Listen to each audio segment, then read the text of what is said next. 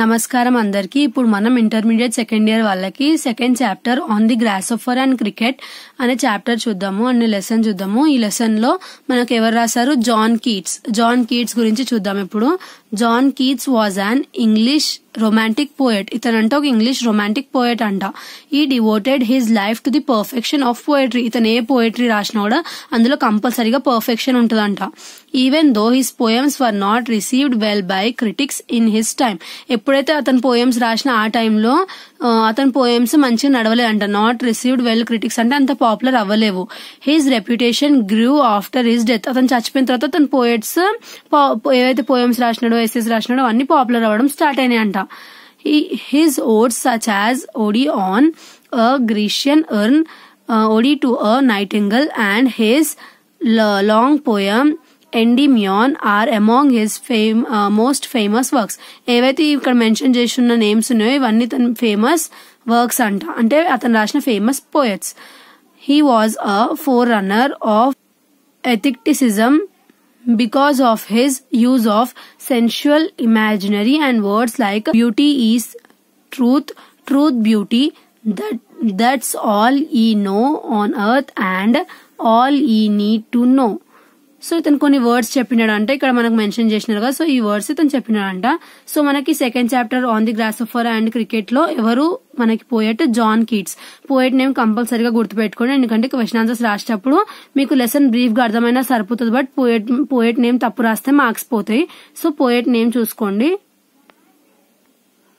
So ఇప్పుడు మనకి poem ఏముంది? The poetry of earth is never dead. So మనకి ఇక్కడ ఏదైతే జాన్ కీట్స్ ఉన్నారో వాళ్ళు ఏం చెప్తున్నారు? ఏదైతే అర్త్ ది పోయట్రీ ఉందో అది ఎప్పటికీ చావదంట. When all the birds are faint with the hot sun. ఎప్పుడైతే అన్ని బర్డ్స్ ఫెయింట్ అంటే ఏంటి? కళ్ళు తిరుగుతాయి కదా. సో అలా అవుతే బర్డ్స్ కి అప్పుడు ఏం చేస్తాయంట? And hide in the cooling trees. ఏం చేస్తాయంట? అవి చెట్టు నీడకెళ్లి దాక్కుంటాయంట. A voice will run. ఒక వాయిస్ అనేది, ఒక శబ్దం అనేది వస్తుందంట. ఫ్రమ్ హెడ్జ్ టు హెడ్జ్ అంటే మూలల నుంచి. About the new mown mead. దేని గురించి? న్యూ మౌంట్ మీడ్ గురించి వస్తుందంట sound. That is the grasshopper. ఎవరు చేస్తారంట సౌండ్? గ్రాస్హోఫర్ చేస్తారంట. He takes the lead in summer luxury. ఎవరు? గ్రాస్హోఫర్ అనేది సమ్మర్ లో లగ్జరీగా తన ఏం తీసుకుంటదంట? లీడ్ తీసుకుంటదంట. ఎవరు? గ్రాస్హోఫర్.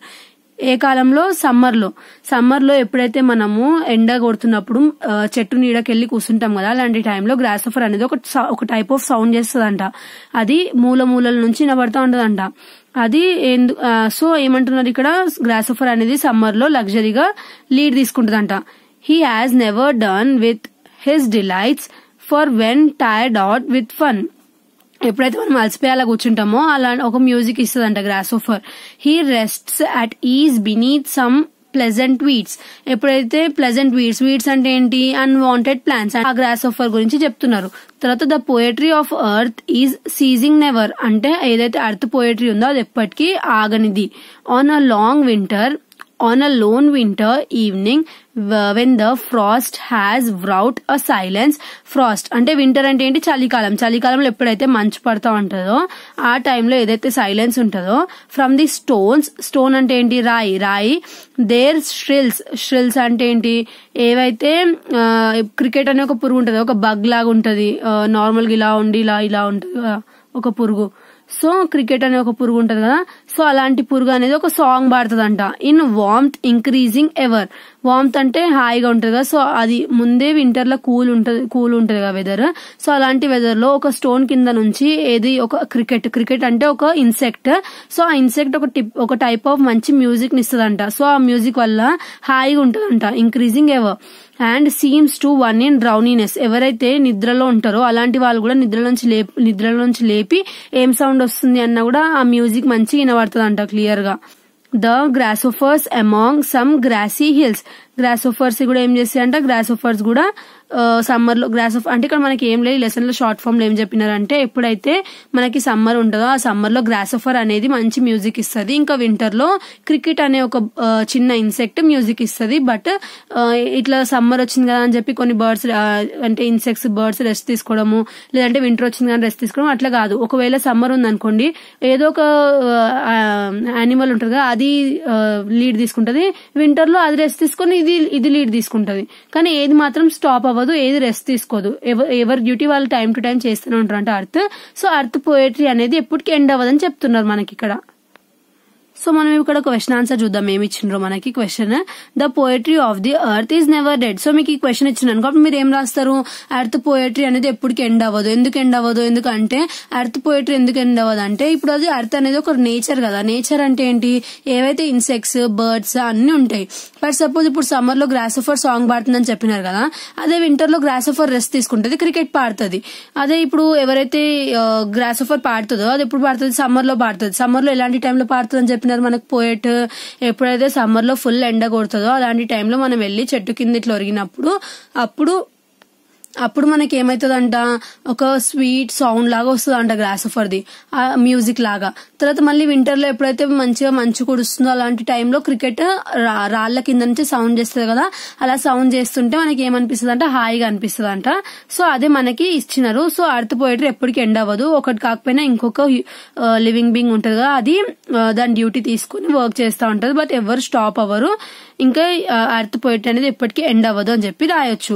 నెక్స్ట్ మనకి బి క్వశ్చన్ ఏముంది, what is the theme of the poet on the grasshopper and the cricket. దీని థీమ్ ఏంటిది అని అడుగుతున్నారు. థీమ్ అంటే ఏంటి అసలు యాక్చువల్ గా లెసన్ దేని గురించి ఉంది, ఇన్సెక్ట్ గురించి ఉంది. ఇన్సెక్ట్స్ అంటే గ్రాసోఫర్ గురించి ఉంది, క్రికెట్ గురించి ఉంది, తర్వాత అర్త్ గురించి ఉంది. అంటే నేచర్ కదా ఇదంతా. So the theme of the poem is nature గురించి కొంచెం ప్యాసేజ్ లాగా రాసేసేయాలి, అయిపోతుంది. Next according to Keats, when does one here a cricket song. Cricket song అంటే ఎప్పుడు క్రికెట్ సాంగ్ వింటామంటే మనం వింటర్ లో వింటాం. సో కొంచెం ఏదైతే ఫస్ట్ పోయట్ గురించి రాయాలి, తర్వాత కొంచెం గ్రాసోఫర్ గురించి, మళ్ళీ క్రికెట్ గురించి రాసేస్తే ఈ ఆన్సర్ కూడా అయిపోతుంది. Next when does a grasshopper sing. Grasshopper ఎప్పుడు సింగ్ చేస్తుంది అని చెప్పింది మనకి సమ్మర్ లో కదా. సో దాని గురించి కొంచెం మ్యాటర్ రాయాలి. Next discuss the common features between the grasshopper and cricket. Grasshopper లో ఇంకా క్రికెట్ లో ఉన్న కామన్ ఫీచర్స్ ఏంటి, అవి రెండు ఇన్సెక్ట్సే. తర్వాత గ్రాసోఫర్ ఏమో నార్మల్ గా ఏదైతే చెట్టు మీద ఉంటే అక్కడ నిల్చొని పాడుతుంది. అదే క్రికెట్ ఏముందంటే స్టోన్స్ కింద ఉండి పాడుతుంది కదా. ఇంకా గ్రాసోఫర్ అనేది నార్మల్ గా ఉంటది, అంటే గ్రీన్ కలర్ లో అలా ఉంటది. అదే క్రికెట్ అనేది బ్రౌన్ కలర్ లో అలా ఉంటది. ఇంకా క్రికెట్ అనేది చాలా స్ట్రాంగ్ ఉంటదంట. ఇంకా సౌండ్ చేస్తే మన చెవులకు మొత్తం వినబడుతుంది, చెవులు బాగా వస్తాయంట, అంత పెద్దగా సౌండ్ చేయగలుగుతుంది అంట. అదే గ్రాసోఫర్ కొంచెం సౌండ్ చేయగలుగుతుంది. సో అలా డిఫరెన్సెస్ రాయాలి రెండింటి మధ్యలో ఏమున్నాయని చెప్పి. ఇవి మనకి 5 ఆన్సర్స్ ఉన్నాయి ఈ చాప్టర్ లో. నెక్స్ట్ వీడియోలో నెక్స్ట్ చాప్టర్ ఏముందో చూద్దాము. Thanks for watching.